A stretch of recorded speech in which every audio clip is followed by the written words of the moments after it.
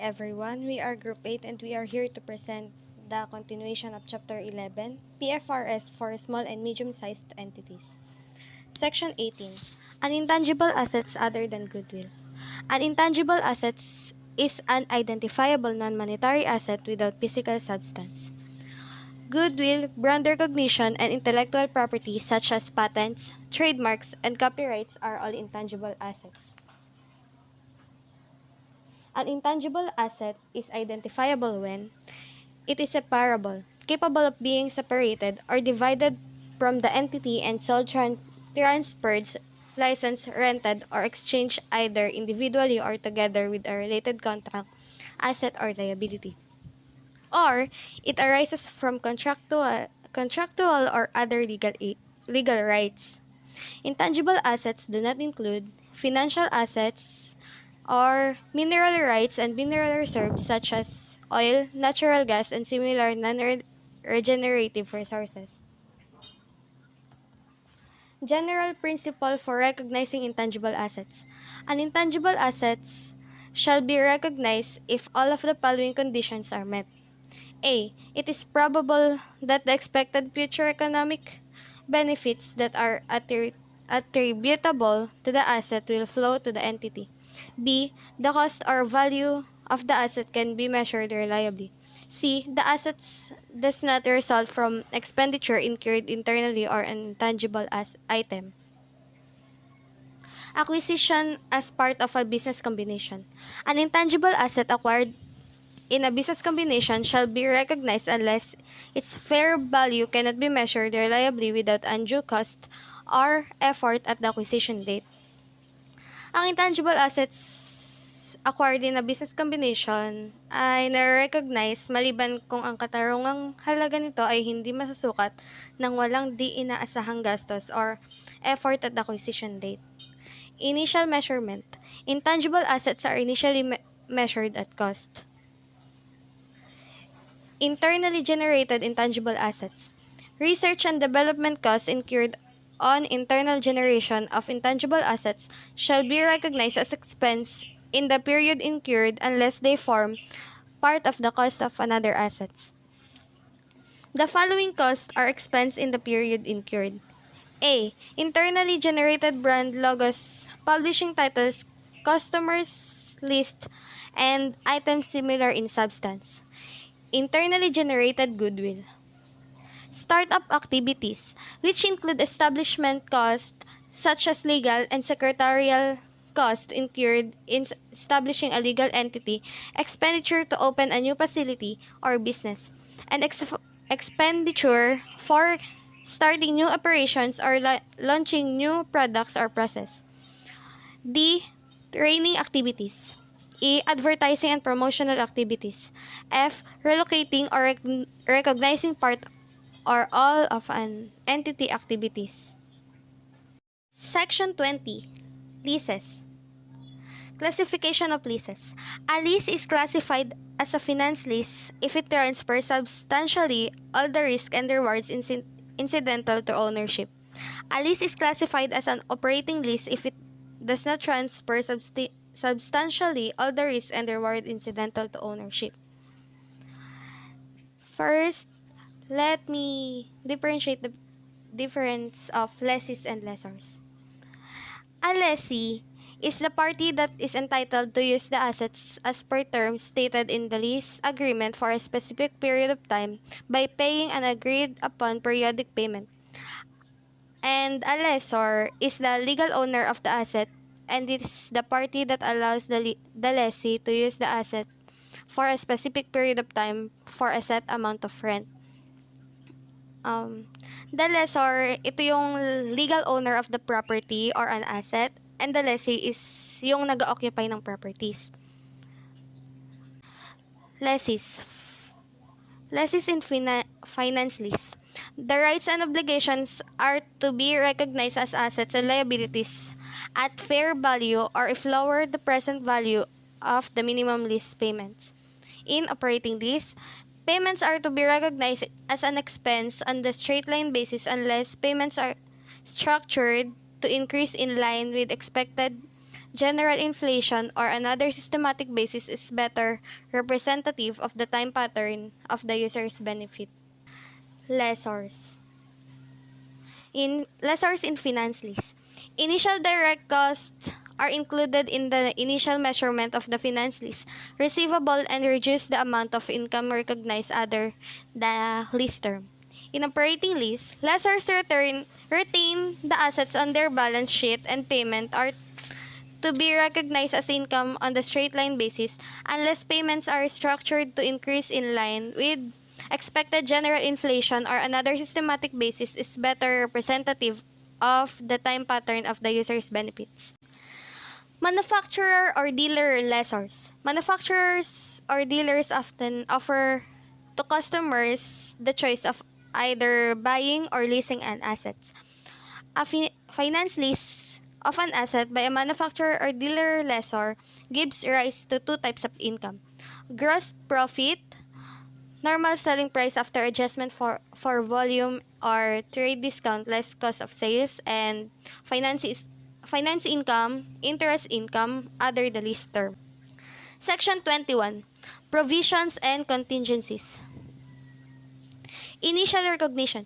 An entity shall recognize a provision only when the entity has a present obligation of the reporting date as a result of a past events. It is probable that the entity will be required to transfer economic benefits and settlement, and the amount of the obligation can be estimated reliably. Initial measurement. An entity shall measure a provision at the best estimate of the amount required to settle the obligation at the reporting date. When the provision involves a large population of items, the estimates of the amount reflects the weighting of all possible outcomes by their associated probabilities. Reimbursement. The reimbursement receivable recognized as an asset shall not exceed the amount of the provision and shall be represented separately and not be offset against the provision.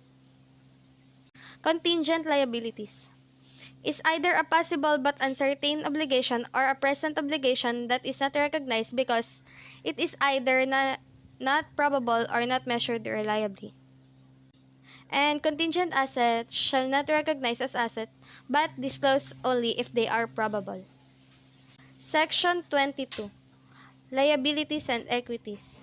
Liabilities is the present obligation of an entity and the equity is the investment by the owners. Instruments classified as equity. Applicable instrument is a financial instrument that gives the holder the right to sell the instrument back to the issuer or is it automatically redeemed by the issuer on the occurrence an uncertain future event or the death or retirement of the instrument holder. Instrument classified as liabilities. The following are examples of instruments that are classified as liabilities rather than equity. An instrument is classified as liability if the distribution of net assets on liquidation is subject to a maximum amount. B. A putable instrument is classified as equity if when the put option is exercised, the holder receives a pro rata share of the net assets of the entity measured in accordance with the PFRS for SMEs. However, if the holder is entitled to an amount measured on some other basis such as local GAAP, the instrument is classified as a liability. An instrument is classified as a liability if it obliges the entity to make payments to the holder before liquidation, such as a mandatory dividend. A putable instrument that is classified as equity in a subsidiary's financial statement is classified as a liability in the consolidated group financial statements. A preference share that provides for mandatory redemption by the issuer for a fixed or that terminable amount at a fund or to future date or gives the holder the right to require the issuer to redeem the instrument at or after particular date for a fixed and determined amount financial liability. Capitalization or bonus issues of shares and share splits. A capitalization or bonus issues is the issue of new shares to shareholders in proportion to their existing holdings. Treasury shares are the equity instrument of an entity that have been issued and subsequently reacquired by the entity. And note, the entity should not recognize a gain or loss in profit or loss on the purchase of sale, issue, or cancellation of treasury shares. Distribution to owners. Dividends declared shall be recognized as a reduction in equity. Section 23. Revenue. Revenue arises from the following transaction and events. Revenue arises from the following transaction and events. Sale of goods, rendering of services, construction contracts in which the entity is the contractor, used by others of entity assets yielding interest, royalties, or dividends. Exchanges of goods or services. Revenue is not recognized when goods or services are exchanged for goods or services that are A. Of similar nature and value, or B. Dissimilar but under a transaction that lacks commercial substance. Sale of goods. Revenue from sale of goods is recognized when all the following conditions are satisfied. A. The entity has transferred to the buyer the significant risk and the reward of ownership of the goods. B. The entity retains neither continuing managerial element to the degree usually associated with ownership nor effective control over the goods sold. C. The amount of revenue can be measured reliably. D. It is probable that the economic benefits associated with the transaction will flow to the entity. E. The costs incurred or to be incurred in respect of the transaction can be measured reliably. Construction contracts. When the outcome of a construction contract can be estimated reliably. Contract revenue and contract costs are recognized as revenue and expenses, respectively, using the percentage of completion method. Reliable estimation of the outcome requires reliable estimates of the stage of completion, future cost, and collectability of billings. When a contract covers a number of assets, the construction of each asset shall be treated as a separate construction contract when A. Separate proposals have been submitted for each asset. B. Each asset has been subject to separate negotiation, and the contractor and customers are able to accept or reject the part of the contract relating to each asset. C. The cost and revenues of each asset can be identified. A group of contract, whether with a single customer or with several customers, shall be treated as a single construction contract when A. The group of contracts is negotiated as a single package. B. The contracts are so closely interrelated that they are in effect part of a single project with an overall profit margin. And C. The contracts are performed concurrently or in a continuous sequence. Interest, royalties, and dividends. Revenue from interest, royalties, and dividends shall be recognized on following basis. A. Interest shall be recognized using the effective interest methods. B. Royalties shall be recognized on an accrual basis in accordance with the substance of the relevant agreement. C. Dividends shall be recognized when the shareholder's right to receive payment is established. Section 24. Government grants. A government grant is assistance by government in the form of a transfer of resources to an entity in return for past or future compliance with a specified condition relating to the operating activities of the entity. Recognition of measurement. Government grants are recognized as follows. A. A grant that does not impose a specified future performance condition on the recipient is recognized in income when the grant proceeds are receivable. B. A grant that imposes a specified future performance condition on the recipient is recognized in income only when the performance conditions are met. C. Grants received before the revenue recognition criteria are satisfied are recognized as a liability. Government grants are measured at the fair value of the asset received or receivable. Section 25. Borrowing costs. Borrowing costs are interest and other costs that an entity incurs in connection with the borrowing of funds Borrowing costs include A. Interest expense calculated using the effective interest method. B. Finance charges in respect of finance leases. C.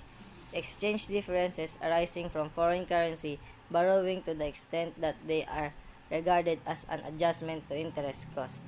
All borrowing costs are recognized as expense in profit or loss in the period in which they are incurred. Section 26. Share-based payment.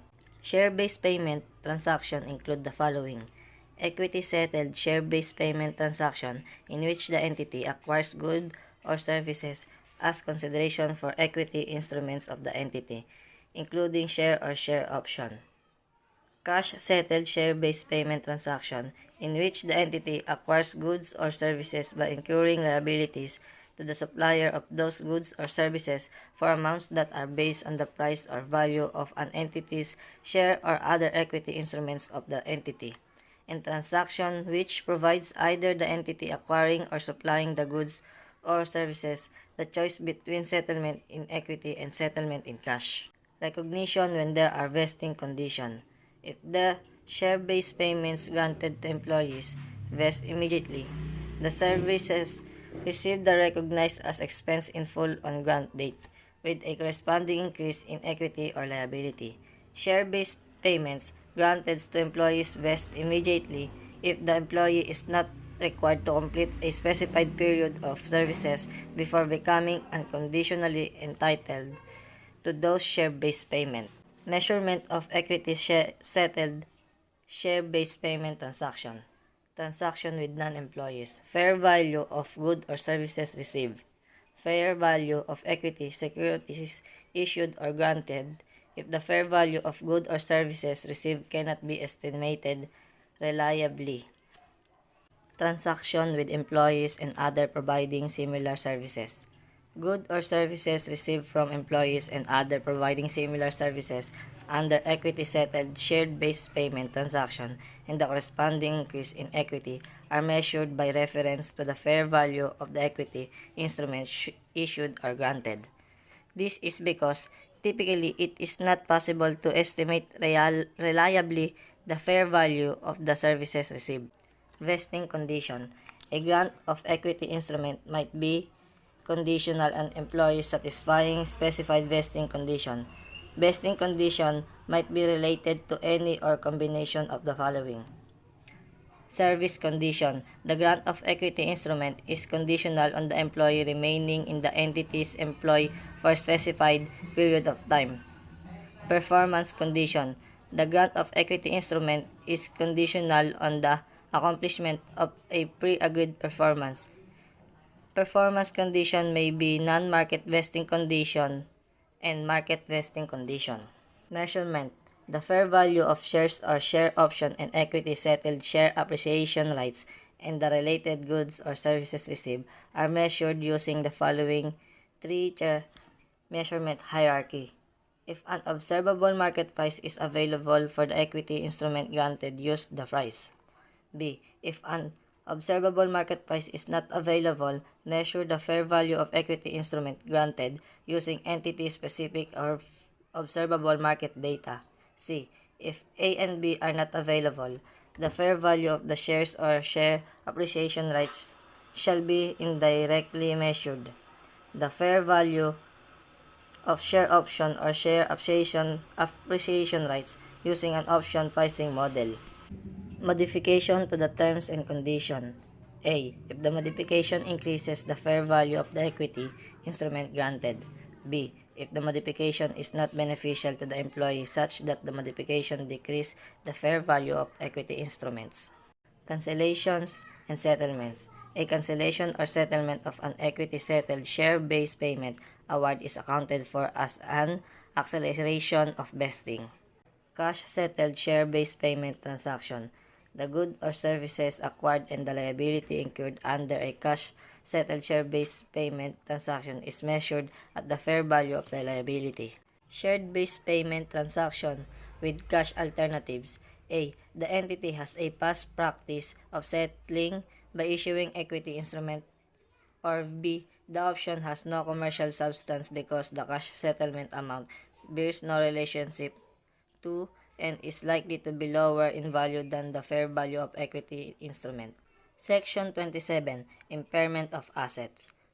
An impairment loss occurs when the carrying amount of an asset exceeds its recoverable amount. Impairment of inventories, where the carrying amount of inventories exceeds the recoverable amount.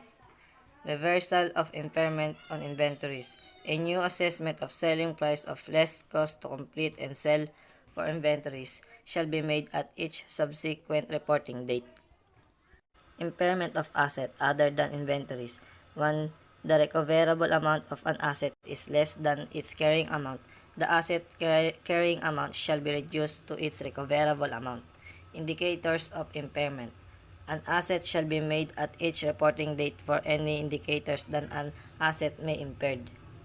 An asset cash generating unit (CGU) is the smallest identifiable group of assets that includes the asset and generates cash inflows that are largely independent of the cash inflows from the other asset or group of assets. External sources of information. A. Significant decline in market value. B. Significant changes in technological, market, economic, or legal environment. C. Increase in market interest rates or other market rates of return on investments. D. Carrying amount of the net asset is more than its market capitalization. Internal sources of information. Evidence of obsolescence or physical damage. B. Significant change with adverse effect to the entity has taken place or will take place, which will affect expected use of assets. Discontinuance disposal restructuring plans. C. Evidence is available from internal reporting that indicates that the economic performance of an asset is or will be worse than expected. Measuring recoverable amount. The recoverable amount of an asset or a cash-generating unit is the higher of its fair value less cost to sell and its value in use. Fair value less cost to sell. Fair value less cost to sell is the amount of obtainable from the sale of an asset in an arm's length transaction between knowledgeable willing parties less the cost of disposal. Value in use. Value in use is the present value of the future cash flows expected to be derived from an asset. Recognizing and measuring an impairment loss for a cash-generating unit. An impairment loss shall be recognized for a cash-generating unit if and only if the recoverable amount of the unit is less than the carrying amount of the unit. Reversal of an impairment loss. An impairment loss recognized for goodwill shall not be reversed in a subsequent period. Section 28. Employee benefits. Employee benefits are all forms of consideration given by an entity in exchange for service rendered by employees, including directors and management. Employee benefits accounted for under this section includes the following. A. Short-term employee benefits. Benefits that are wholly due within 12 months after the end of the period in which the employees render the related service. B. Post-employment benefits. Benefits other than termination benefits that are payable after the completion of employment. C. Other long-term employee benefits. Benefits other than post-employment benefits and termination benefits that are due beyond 12 months after the end of the period in which the employees render the related services. D. Termination benefits. Benefits payable as a result of either an entity decision to terminate an employee his employment before the normal retirement date or an employee's decision to accept voluntarily redundancy in exchange for those benefits. General recognition principle for all employee benefits. A. Liability after deducting amounts that have been paid either directly to the employees or as a contribution to an employee benefit fund. B. Expense unless the cost is recognized as part of the cost of an asset such as inventories or property, plant, and equipment. Measurement of short-term benefits generally. Employee benefits incurred as a result of employee services rendered during the period shall be measured at the discounted amount of short-term employee benefit expected to be paid for the services. Recognition and measurement, short-term compensated absences. A. Accumulating can be carried forward and used in the future periods if not used in the current period. B. Non-accumulating. Those are not carried forward and are the forfeited if not used in the current period. Post-employment benefits, defined contribution plans, and defined benefit plans. Post-employment benefits include, for example, A. Retirement benefits such as pension, and B. Other post-employment benefits such as post-employment life insurance and post-employment medical care. Defined contribution plans are post-employment benefits plans under which A. An entity pays fixed contribution into a separate entity. B. An entity has no legal or constructive obligation. C. The amount of the post-employment benefits received by the employee is determined by the amount of contribution paid by an entity to a post-employment benefit plan or to an issuer, together with the investment returns arising from the contribution. Defined benefit plans. A. Provide that accrued benefits. B. Actuarial risk and investment risk are borne by the entity. C. If actuarial or investment experience is worse than expected, the entity's obligation may be increased and vice versa if actuarial or investment experience is better than expected. Multi-employer plans and state plans. Multi-employer plans and state plans are classified as defined contribution plans or defined benefit plans on the basis of the terms of the plan, including any constructive obligation that goes beyond the former terms. Insured benefits. An entity may pay insurance premiums to fund a post-employment benefit plan. Section 29, Income Tax. Income tax includes all domestic and foreign taxes that are based on taxable profit. An entity is required to recognize the current and future tax consequences of transactions and other events that have been recognized in the financial statements. These recognized tax amounts comprise the following: current tax, tax payables refundable in respect of the taxable profit tax loss for the current period or past periods. Deferred tax, tax payable or recoverable in the future periods, generally as a result of an entity recovering of settling its assets and liabilities for their current carrying amount and the tax effect of the carry forward of currently unused tax losses and tax credits. Recognition and measurement of current tax. A current tax liability is recognized for the tax payable on tax profit for the current and past period. If the amount paid for tax exceeds the amount payable, the excess is recognized as current tax asset. Recognition of deferred tax. Deferred tax assets recognized for deductible temporary differences including unused tax losses that are carried forward and tax credit. Deferred tax liability is recognized for taxable differences, no valuation allowance necessary. Tax base of an asset. Tax base of a liability. Tax base of an asset is the amount that will be deductible for the tax purposes against any taxable economic benefits that will flow to an entity when it recovers the carrying amount of the asset.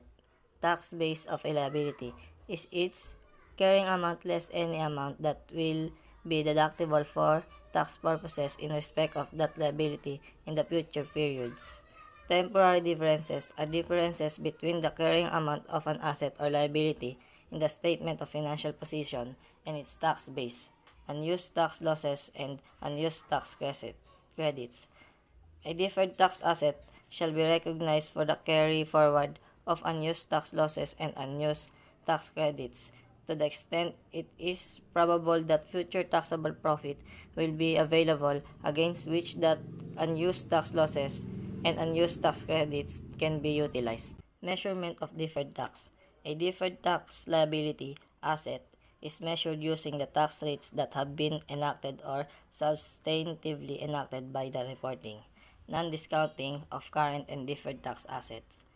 Current or deferred tax asset and liabilities shall not be discounted.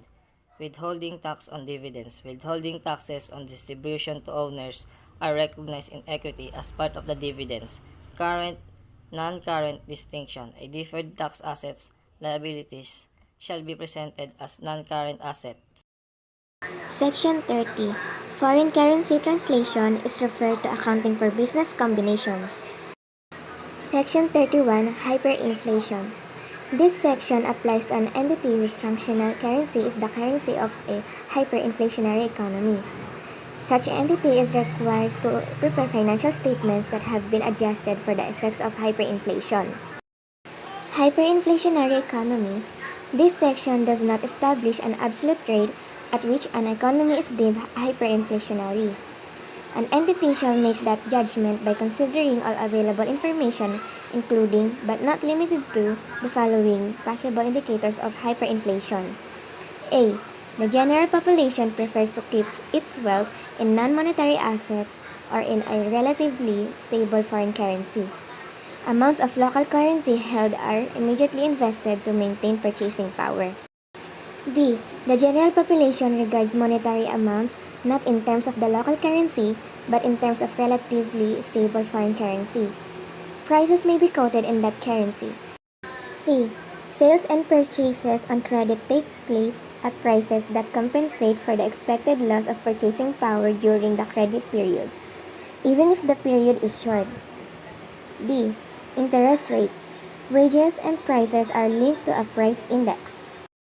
E. The cumulative inflation rate over 3 years is approaching or exceeds 100%. Measuring unit in the financial statements. All amounts in the financial statements of an entity whose functional currency is the currency of a hyperinflationary economy shall be stated in terms of the measuring unit current at the end of the reporting period. Comparative information for the preceding period as well as any information presented for earlier periods must be expressed in terms of the measuring unit in use at the reporting date. The use of a general price index that represents changes in general purchasing power is required for the restatement of financial accounts in line with this section. Procedures for stating historical cost financial statements. Statement of financial position. Amounts not expressed in terms of the measuring unit current at the end of the reporting period are restated by applying a general price index. Monetary items are not restated because they are expressed in terms of the measuring unit current at the end of the reporting period. Monetary items are money held in items to be received or paid in money. Assets and liabilities that are connected to price changes by agreement, such as index-linked bonds and loans, are adjusted in line with the agreement and reported in the revised statements of financial position at the adjusted amount. Statement of comprehensive income and income statement. All items in the statement of comprehensive income and in the income statement, if presented, shall be expressed in terms of the measuring unit current at the end of the reporting period. Therefore, all amounts need to be restated by applying the change in the general price index from the dates when the items of income and expenses were initially recognized in the financial statements. An average of inflation may be suitable if general inflation is relatively constant over time, and the items of income and expense arouse fairly evenly. Statement of cash flow. An entity shall express all items in the statement of cash flows in terms of the measuring unit current at the end of the reporting period. Gain or loss on net monetary position. In a period of inflation, an entity holding an excess of monetary assets over monetary liabilities loses purchasing power, and an entity with an excess of monetary liabilities over monetary assets gains purchasing power.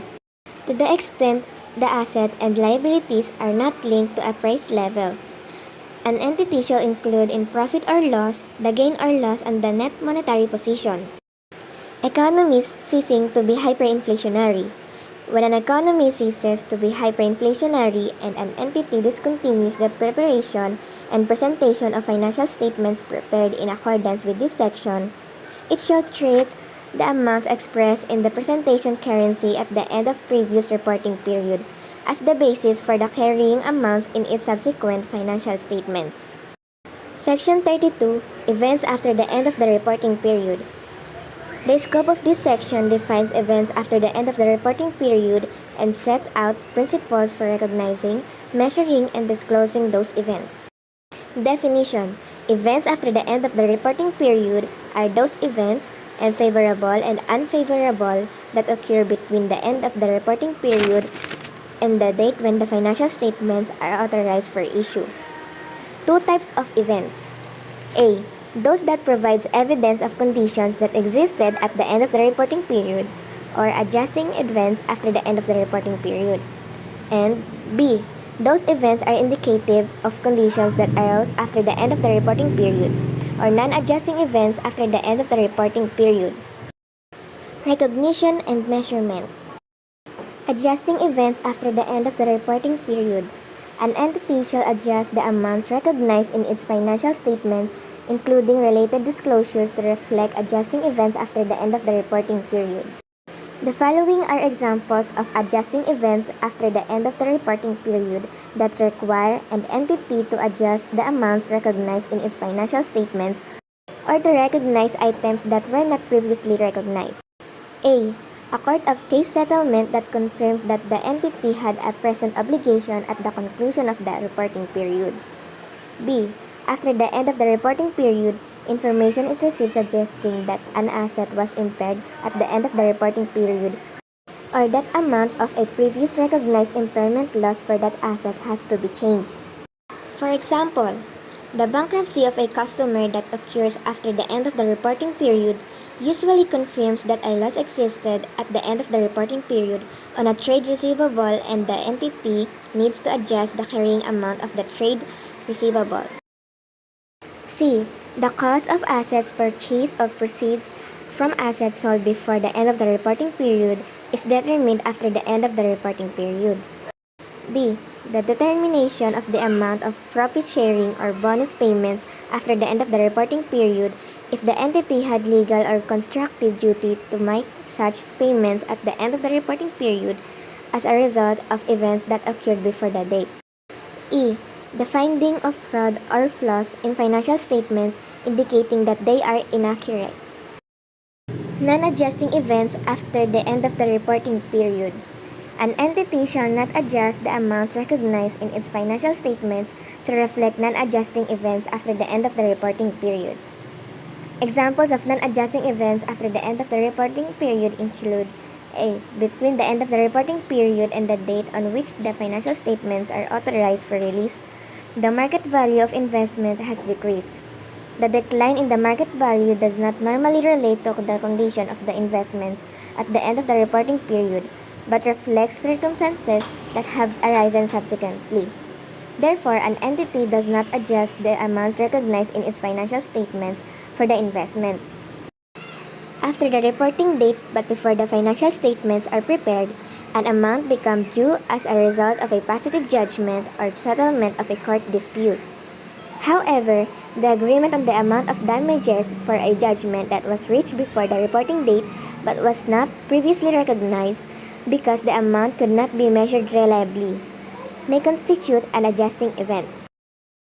Dividends. If an entity declares dividends to stock instrument holders after the reporting period ends, the payouts are not recognized as a liability at the end of the reporting period. The amount of the dividend may be presented as segregated component of retained earnings at the end of the reporting period.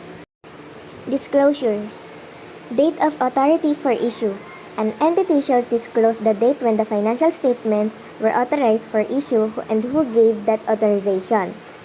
If the entity's owners or the others have the power to amend the financial statements after issue, the entity shall disclose that fact.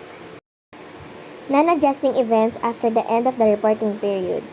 An entity shall disclose the following for each category of non-adjusting events after the end of the reporting period. A. The nature of the event, and B. An estimate of its financial effect, or a statement that such an estimate cannot be made. The following are examples of non-adjusting events after the end of the reporting period that would generally result in disclosure.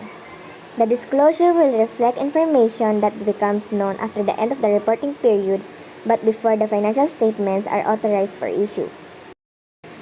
A. A major business combination or disposal of major subsidiary. B. An announcement of a plan to discontinue an operation. C. Major purchases of assets, disposal or plans to dispose of assets, or expropriation of major assets by government. D. The destruction of a major production plant by a fire. E. An announcement or commencement of the implementation of a major restructuring. F. Issues or repurchase of an entity's debt or equity instruments. G. Abnormally large changes in asset prices or foreign exchange rates. H. Changes in tax rates or tax laws enacted or announced that have a significant effect on current and deferred tax assets and liabilities. I. Entering into significant commitments or contingent liabilities, for example, by using significant guarantees. J. Commencement of major litigation arising solely out of events that occurred after the end of the reporting period. Section 33. Related Party Disclosures. The scope of this section requires an entity to include in its financial statements the disclosures necessary to draw attention to the possibility that its financial position and profit or loss have been affected by the existence of related parties and by transaction and outstanding balances with such parties. Definition of related party. A related party is a person or entity that is related to the entity that is preparing its financial statements, or the reporting entity. A. A person or a close member of that person's family is related to a reporting entity if that person is a member of the key management personnel of the reporting entity or a parent of the reporting entity. 2. Has control or joint control over the reporting entity or has significant influence over the reporting entity. B. An entity is related to a reporting entity if any of the following conditions applies. The entity and the reporting entity are members of the same group, which means that each parent, subsidiary, and fellow subsidiary is related to others. One entity is an associate or joint venture of the other entity, or an associate or joint venture of a member of a group of which of the other entity is a member. Both entities are joint venture of the same third entity. One entity is a joint venture of a third entity and the other entity is an associate of the third entity. The entity is a post-employment benefit plan for the benefit of employees of either the reporting entity or an entity related to the reporting entity. The entity is controlled or jointly controlled by a person identified in choices A. A person or a close member of that person's family is related to a reporting entity. The entity or any member of a group of which it is part provides key management personnel services to the reporting entity or to the parent of the reporting entity.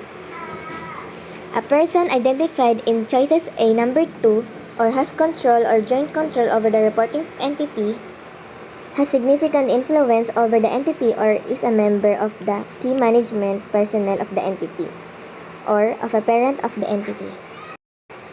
In considering each possible related party relationship, an entity shall assess the substance of the relationship and not merely the legal form.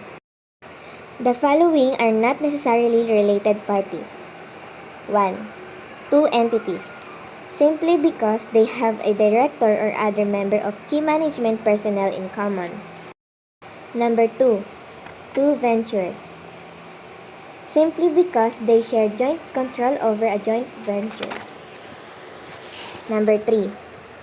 Any of the following simply because virtue of their normal dealings with an entity, even though they may affect the freedom of action of an entity or participate in its decision-making process. Providers of finance, trade unions, public utilities, and government departments and agencies. Number 4.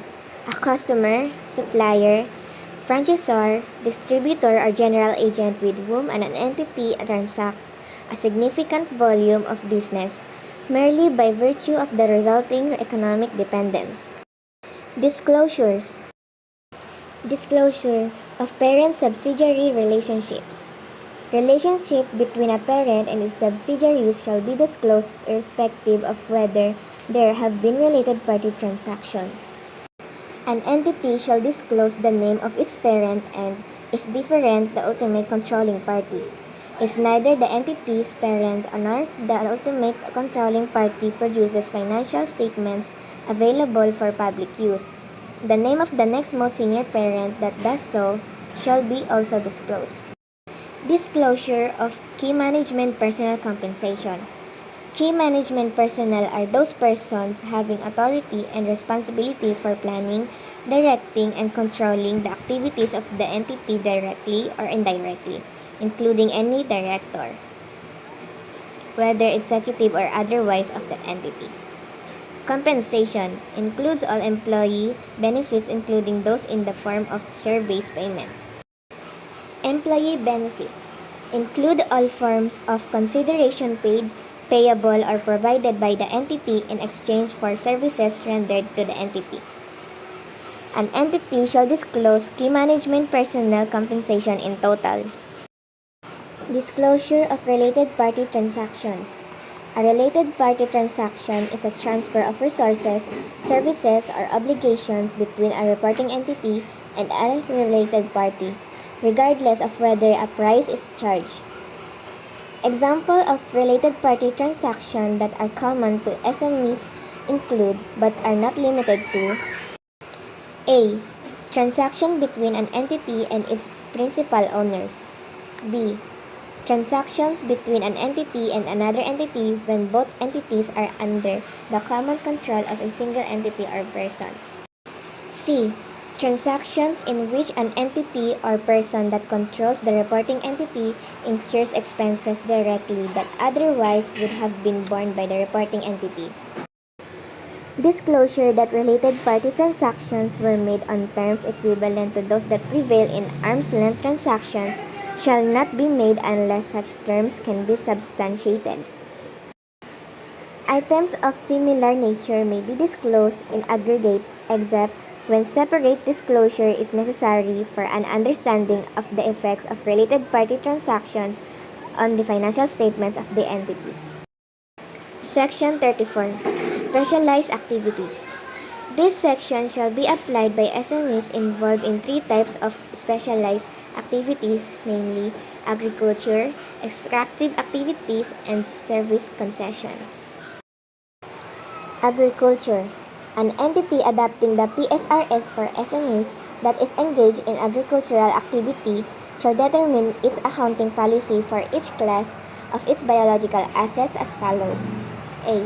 The entity shall use the fair value model for those biological assets for which fair value is readily determinable without undue cost or effort. B. The entity shall use the cost model for all other biological assets. A biological asset or agricultural produce shall be recognized when A. The entity controls the asset as a result of past events. B. It is probable that future economic benefits associated with the asset will flow to the entity. And C. The fair value or cost of the asset can be measured reliably without undue cost or effort. Measurement. Fair value model. An entity shall measure a biological asset on initial recognition and at its reporting date at its fair value less cost to sell.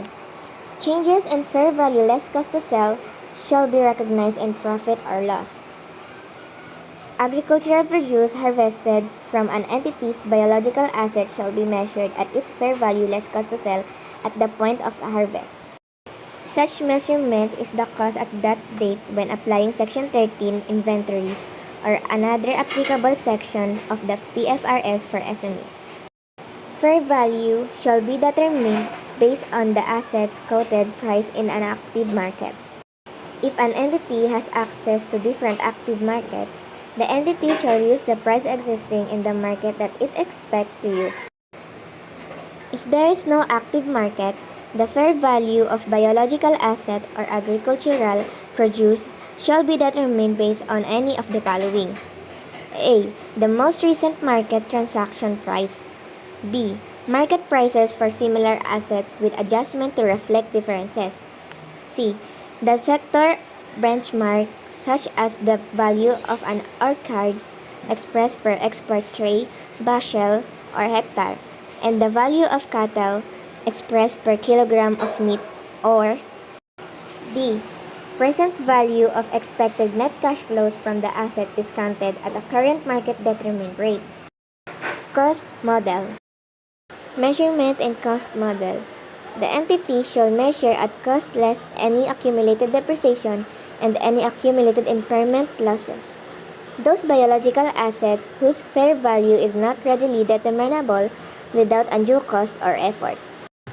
Even though an entity uses the cost model to measure its biological assets, the agricultural produce harvested from such biological assets shall nevertheless be measured at fair value less cost to sell at the point of harvest. Exploration for and evaluation of mineral resources. An entity shall use its judgment in developing an accounting policy that specifies whether the cost of exploration for or evaluation of mineral resources shall be capitalized or expensed. The accounting policy developed shall result to relevant and reliable information. Examples of expenditure that might be included in the initial measurement of exploration and evaluation assets. A. Acquisition of rights to explore. B. Topographical, geographical, geochemical, and geophysical studies. C. Exploratory drilling. D. Trenching. E. Sampling. And F. Activities in relation to evaluating the technical feasibility and commercial viability of extracting a mineral resource.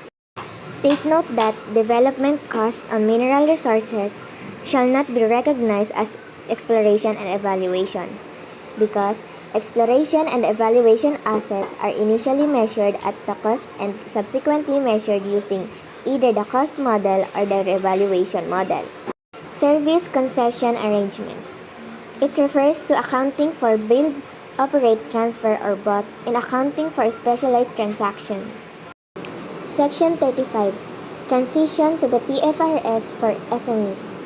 This last section applies to a first-time adopter of the PFRS for SMEs, regardless of whether its previous accounting framework was full of PFRS or another set of Generally Accepted Accounting Principles or GAAP, such as its national accounting standards or another framework such as the local income tax basis.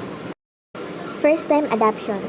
A first-time adoption of the PFRS for SMEs shall apply this section in its first financial statements that conform to the PFRS for SMEs.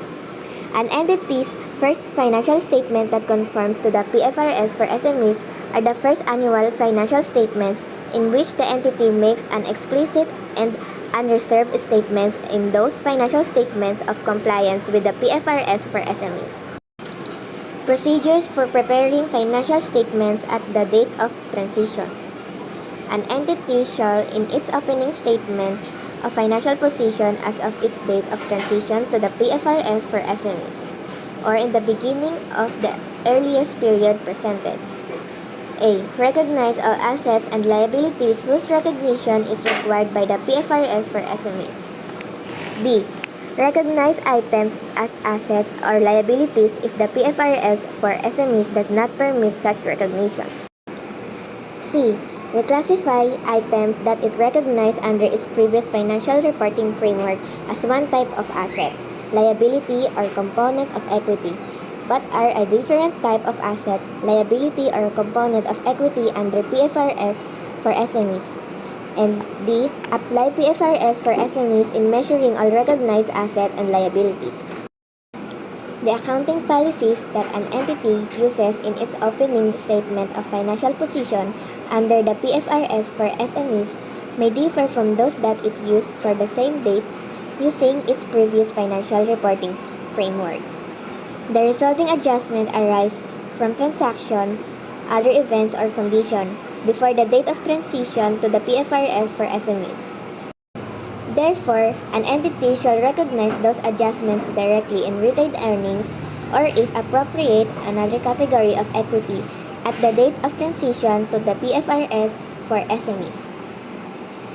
On first-time adoption of the PFRS for SMEs, The following shall not be retrospectively adjusted but rather continued to be accounted for under entities' previous financial reporting framework until they are recognized. A. The recognition of financial assets and financial liabilities. Financial assets or liabilities that have been recognized under the previous financial reporting framework are not reinstated when the PFRS for SMEs is initially applied. B. Hedge accounting. C. Accounting estimates. D. Discontinued operations. E. Measuring non-controlling interest. And F. Government loans. Disclosures. Explanation of transition to the IFRS for SMEs. An entity shall explain how the transition from its previous financial reporting framework to the PFRS for SMEs affected its reported financial position, financial performance, and cash flows. Reconciliation. An entity's first financial statements prepared using the PFRS for SMEs shall include A. A description of the nature of each change in accounting policy. B. Reconciliation of its equity determined in accordance with its previous financial reporting framework to its equity determined in accordance with the PFRS for SMEs for both of the following dates. Number 1. The date of transition to the PFRS for SMEs, and number 2. The end of the latest period presented in the entity's most recent annual financial statements determined in accordance with its previous financial reporting framework. C. A reconciliation of the profit or loss determined in accordance with its previous financial reporting framework for the latest period in the entity's most recent annual financial statements to its profit or loss determined in accordance with the PFRS for SMEs for the same period. If an entity becomes aware of errors made under its previous financial reporting framework, the reconciliation shall, to the extent practicable, distinguish the correction of those errors from changes in accounting policies. And if an entity did not present financial statements for previous periods, it shall disclose that fact in its financial statements that conform to the PFRS for SMEs.